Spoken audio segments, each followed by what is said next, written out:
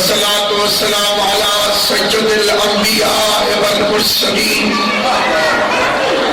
خاتم لما سبق والفاتح لمن خلق المعلن الحق بالحق أبي القاسم محمد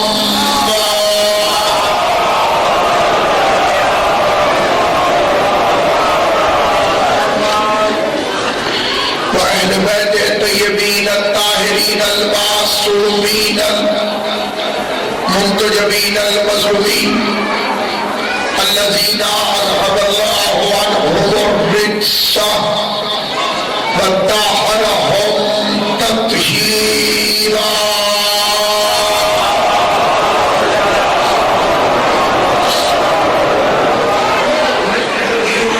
لعنة الله على أعدائهم وغاصب حقوقهم ومنكر فضائلهم أجمعين.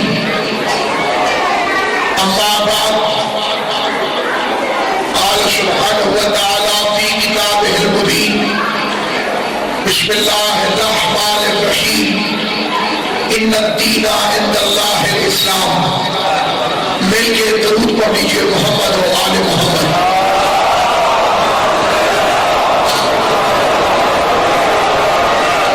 شہبت نے عزت سمجھ کے بابا سے بلند صلوات پڑھنے محمد و آل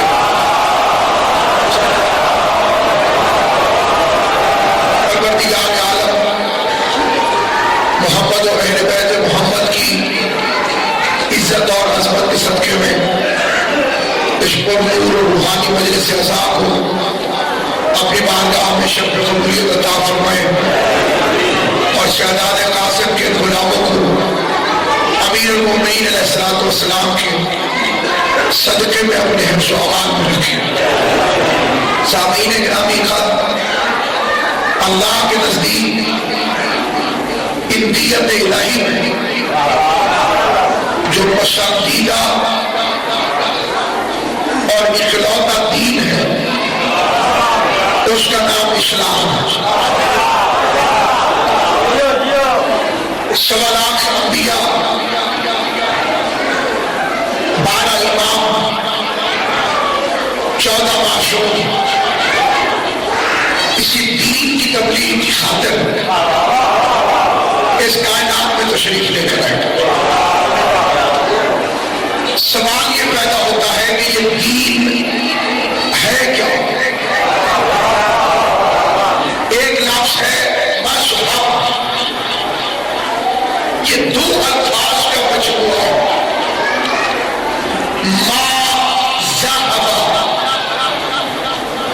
جو چلا. آپ جب سڑک پہ چلتے ہیں تو چلنے کے اصول ہیں. یہاں سپیڈ اتنی ہونی چاہیے، جہاں اتنی ہونی چاہیے. سورج بتی پہ رک جاؤ، پیلی پہ احتیاط کرو، سبز پہ گزر جاؤ. یہ ہے دنیا کی سڑک پہ چلنے کا اصول. اور ماں کی گود سے لے کر قبر کی آغوش تک جس اصول پہ انسان چلتا ہے اسے مذہب کہتے ہیں.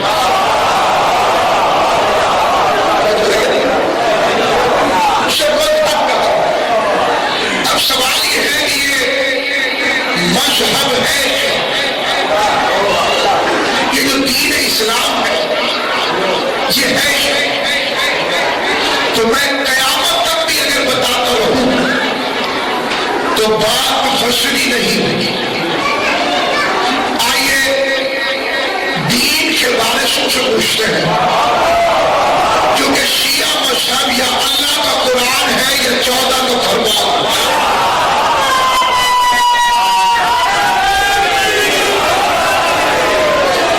جنہوں نے یہ عالی نہیں کہا وہ بھی ذرا توجہ فرمائیں. سامعین گرامی، ایک اصول یہ ہے کہ یہ واحد مذہب ہے، مذہب شیعہ، جس میں ذاتی رائے حرام ہے. اس میں مولوی